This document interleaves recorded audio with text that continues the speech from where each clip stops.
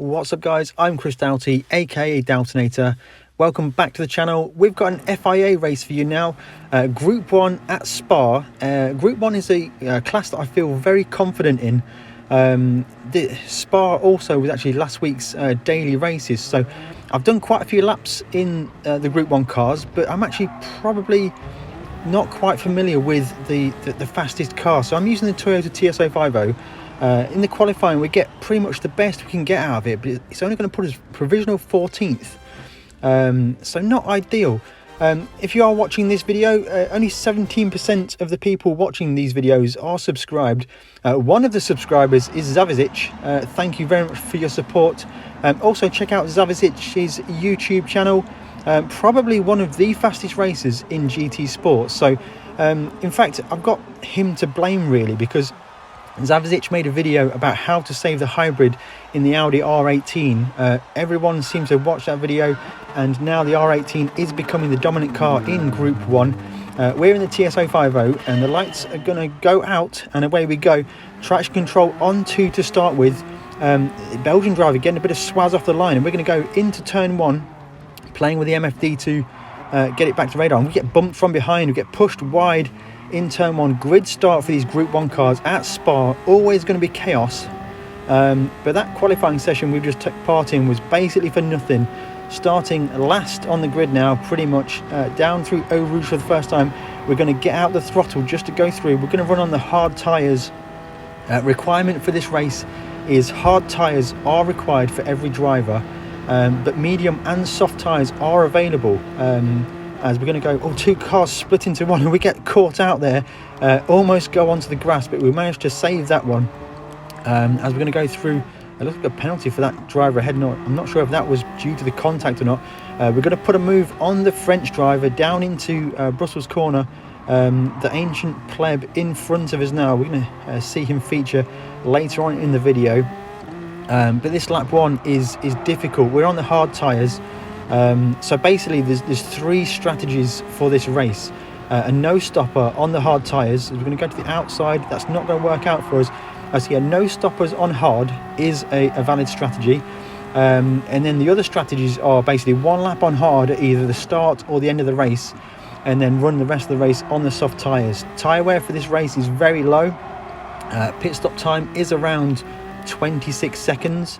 And you can almost make that back with a whole run on the soft tyres due to the pace difference. So there'll be huge difference in strategies as this race is going to play out. We're going to go for the no stopper on the hards. We're not going to be visiting the pits in this race at all, so we're not going to have any FIA pit stop shenanigans like we did in our last FIA race. So we're running in 18th position, going to offset our braking onto the brakes now. We're going to see what plays out, and got 2 cars peel off into the pits. So they're going to get their hard tyres out the way, put the soft tyres on to finish the race. We're going to be going the distance on these hard tyres, so we should have tyre temperature by now, as it looks like the pink car someone's lost it on the exit of turn 1 there.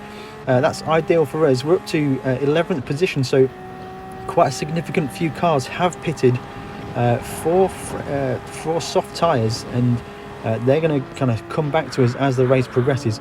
Penalty for the driver ahead now, so we're going to get this position for free.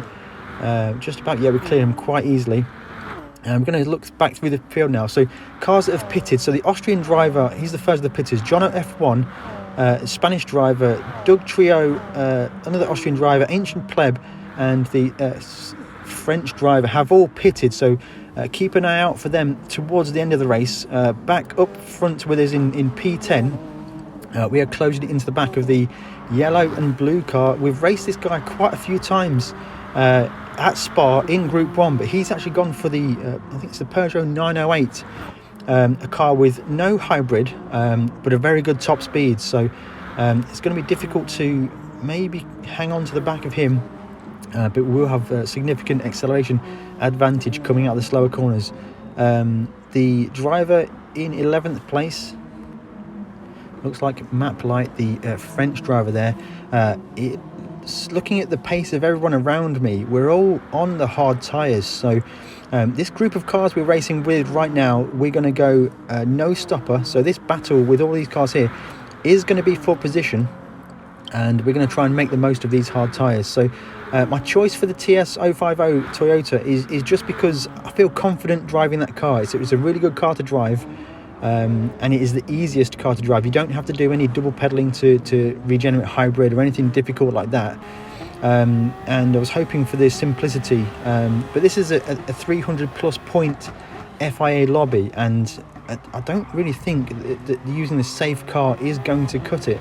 We're going to see how that's going to play out. So we're going to get amazing acceleration with that hybrid power down into Eau Rouge, and just about catching the slipstream of Flipocola, let's just call him the Belgian driver, in that blue and yellow car. But yeah, that's significant top speed advantage from that 908. But for us, it's actually a benefit. It's dragging us along down the straight, giving us some free speed. We go blue, so we're up on that first sector for us.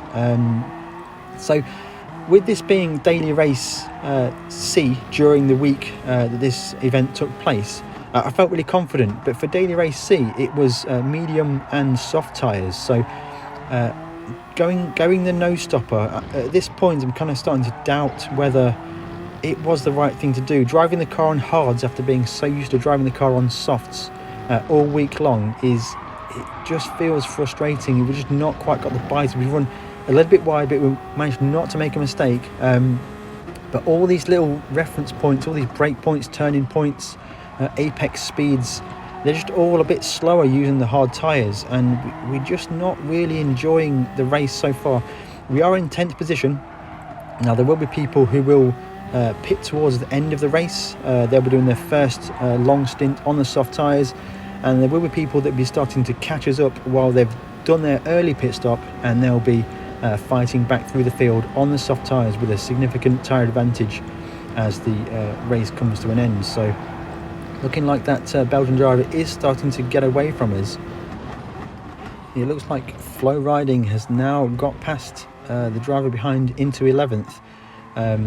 Unsure on his strategy really. He seems to make good progress, so I'm going to make an assumption that he's on the soft tyres, but is he yet to pit? Was he one of the drivers that crashed out earlier on? If you know that, let me know in the comments below. I can't remember what happened even a few laps ago. Just switch to the TV replay cameras. Absolutely fantastic looking flat through Eau Rouge in these LMP Group 1 cars, flat out down the Kemmel Straight. No slipstream from the car ahead. Car behind has slipstream on us, and he's going to put a move, we think, going into the corner here. So we're going to just back off. He clearly is on a different strategy for tyres. There's no point fighting. We're racing a lot of cars that are on opposite side of the track with pit stops now. So again, it's my usual mantra: keep the bigger picture in mind. Don't battle if you don't need to battle. Only race the cars that you will be racing at the end of the race. So as you can see already, Flow Riding is really pulling a gap on us already, and he'll be closing into that Belgian driver already. So yeah, that isn't the car we're racing with. We may see him later on after he's made a pit stop, but for now that is not our battle, and we're just going to try and focus on keeping a race pace as high as we can. So we're down to 11th on lap number 4, and it looks like the driver behind is catching. So we are definitely racing with Map Light. We seem to be on the same strategy, both on the hard tyres, both actually in the same car as well. So I think he started a little bit higher in qualifying than we did. And yeah, he's closing in. Is he going to get any slipstream going into the final bus stop chicane? I don't think he's going to be close enough this time. So I don't think we need to defend it, but looking ahead, he's closing in massively. So he's found some pace on those hard tyres as we're going to go through the bus stop chicane. The car is looking absolutely fantastic. A little bit of swaz on corner exit. Running back on board now. We're going to keep a look to the left hand side to check the gaps. Looks like we are 21 seconds off the lead already. It's been quite an eventful first 4 laps. And just checking at the gap behind, is Map Light going to be in the slipstream down the Kemmel Straight? Looking at the gaps, he's closing in. I think what is going to happen into the braking zone. No, he's not going to make it. So we're going to be safe on the turn in. But this is a battle we do need to take on. This is for position. This is going to battle all race long. So I'm not going to be aggressively defending, but it's not a position where I want to give it up easily. Keeping the car tight through there on these hard tyres. It was quite a frustrating driving experience after driving all week long on the soft tyres for Daily Race C. So we are ranked 5 in this lobby, so we should have good pace, and it's where FIA has a significant difference to Daily Race C, for example, or any of the daily racing. Now, I'd consider myself to be a very competitive daily race driver, but with FIA, it's so difficult. Everybody is fast. The kind of depth of field for FIA is absolutely insane. It's everybody's fast. You can make the smallest of errors and it will cost you 4 or 5 places. Also with FIA, it's live qualifying. So with daily races, you set your qualifying lap. You can have as many goes at it as you want. Just time trial it. So into the bus stop chicane. He's going to look for the move, but he's going to back out of that one. He's going to think better of it. We're going to thread it through the bus stop chicane, get the best exit we can, and it looks like he's going to be very threatening for us. Skipping forwards now to the end of lap number 7. We still maintain that gap to the car behind, and we're going to cross the line to start lap number 8.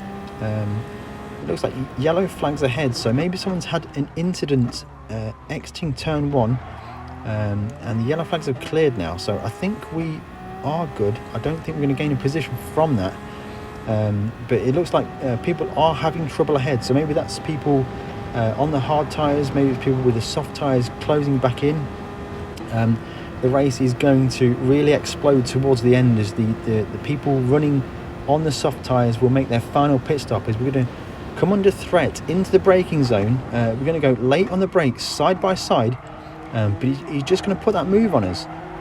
Now it's up to us to try and hang on to the back. The difficulty is that we are in the dirty air. The dirty air significantly in these Group 1 cars, it does play havoc. You just kind of lose a little bit of general grip in the middle of the corners, and you can often run wide. He's ran wide there. Surely that is a penalty for that driver. He seems to have got away with that. No, he has got the penalty, so that's going to hopefully give us this position back as we get to the penalty zone down the Kemmel Straight. Our job here now is just to stay as close as we can to the back of Map Light, and we're not doing a good job of that corner. We've smashed through a few of the bollards, and right behind us is one of the early pit stop drivers, the Austrian driver. Is he going to provide a problem for us into the bus stop chicane? He's right on our gearbox. We're actually going to run wide, let him through, because I'm going to try and maximise my race pace. So we're going to let him through. We know he's going to have significantly better stopping power on those soft tyres, and we're going to try and follow him through, get some slipstream, get a bit of free speed from that Austrian driver. We're going to come across the line to finish lap number 8, starting lap number 9, and we've lost touch with the French driver Map Light. Was hoping to get that position, which just hasn't worked out for us. He's managed to put a bit of a gap on us. I think probably he has more of a flow with these hard tyres than we're really finding. The Audi R8s aren't really suffering with hybrid degradation. Zavizic has taught many people very well how to maintain that hybrid. So yeah, I think there's going to be a switch of dominant car as we come to future Group 1 races with the Audi R18, and the hybrid regeneration technique is going to start to be more effective in many more races. If you're kind of in the B, C lobbies, then I think the Toyota TS050 is still going to be a good car to use. As Doug Trio goes past us there, again, another driver who pitted early for the soft tyres. Skipping forwards now, lap number 10, and we're going to go another yellow flags ahead, so we have an incident ahead. will we pick up a position from this? So it looks like the Austrian driver who passed us only a few laps ago has dropped it down. Jono F1 puts a little bit dangerous there from us.